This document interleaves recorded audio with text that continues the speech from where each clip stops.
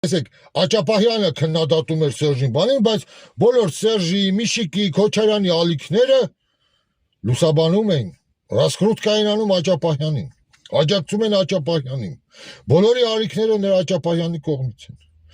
Թեյնիկը բացում ես չայ խմես, Աճապահյանը Նիկոլը դատեց, բացում ես միկրոալիքային վառարանը, Աճապահյանն է խոսում, արա։ Ես այդ ձև չեմ։ Հələ մի հատ տրամաբան եք, տեսեք Ուլիխանյանը, նա էլ է,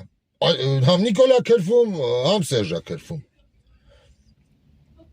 Քննադատում է, դատապարտում է, նրանց այդ մախինացիաներից խոսում, պատմում, քանի անգամ